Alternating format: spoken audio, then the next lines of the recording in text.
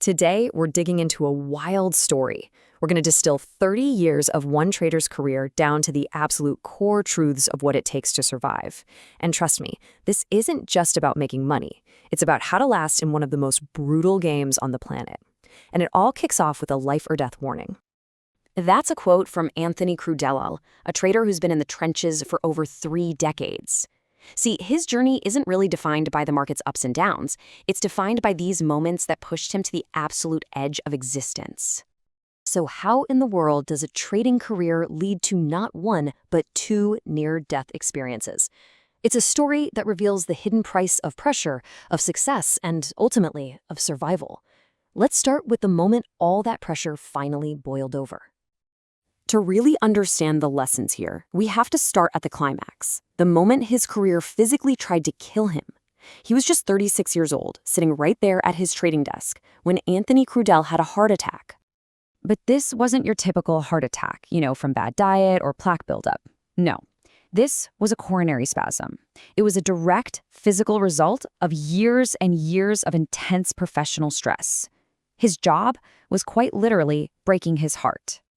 So how did he even get to that point? To figure that out, we've got to rewind, because Anthony never planned on being a trader. His career didn't start with some big dream. It started with a violent, totally random accident. I mean, you can't make this up. At 18, he's in a head-on car crash, nearly dies, shatters his femur. So while he's recovering, he needs a job that will help him get back on his feet, literally. So he takes a job as a runner on the Chicago Mercantile Exchange, just to rehab his leg. He had no clue what the place even was. Okay, so once he decides to actually trade for himself, the path was anything but glamorous. It was just this relentless cycle of failure, of blowing up accounts, and the kind of financial desperation that honestly would have broken most people. His journey kicks off with a total catastrophe. He blows up his entire life savings, $25,000, everything he had. And his dad's response was pretty blunt. You should have bought a condo.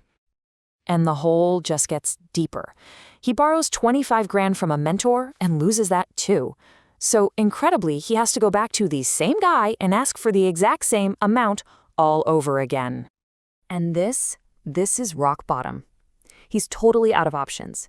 He has to make one of the toughest calls of his life, asking his aunt for a $10,000 loan just to stay in the game one last time. But here's the thing.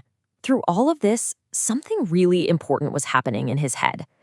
Even as he was losing everything, he had this unshakable, almost irrational belief that he was meant to be a trader.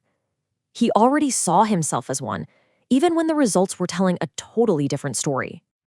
And then, just when it seemed like it was all over, he hits a turning point.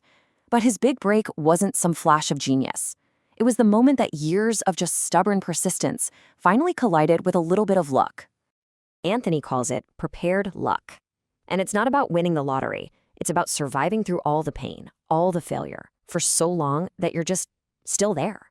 Still standing, ready to go, on the day the market finally lines up perfectly with your strategy. So with that last $10,000 loan from his aunt, the market shifts. He catches a huge wave of momentum, turns that 10 grand into 20, then 50, then 100. He paid back every single person he owed money to, and just like that, his career was finally on. But here's the crazy paradox of his story. After all those years of struggle, he finally made it. And you know what? That's when the pressure got even worse. He learned that keeping success was way, way harder than getting it in the first place. The swings were just extreme. I mean, from 2006 to 2008, he had these incredible, life-changing years, sometimes making over $100,000 in a single day. Then 2009 hits, the market changes, and he just can't make a dollar. He ends up giving back hundreds of thousands.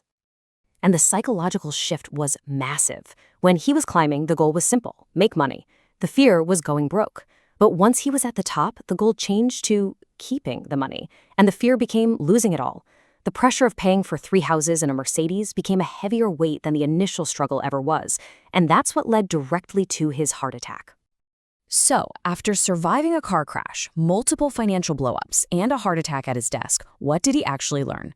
Well, this story comes full circle to the real secrets of how to last. When you ask him what's the single most important trait for a trader who actually survives for decades, his answer has nothing to do with charts or fancy strategies. It's self-awareness. It's the ability to know what's going on inside your own head, to slow things down when the pressure's on, and to make calm, rational decisions. That, he says, is the only real edge. So his hard-won wisdom really boils down to these three things: self-awareness, so you can master your own psychology; the simple act of breathing, to physically control your body's stress; and giving yourself the gift of time, understanding this is a marathon, not a sprint. In the end, in trading, and probably in any high-stakes game, it's not about finding the perfect system out there. It's about building the internal strength to actually execute it. The real work isn't on the screen, it's inside you.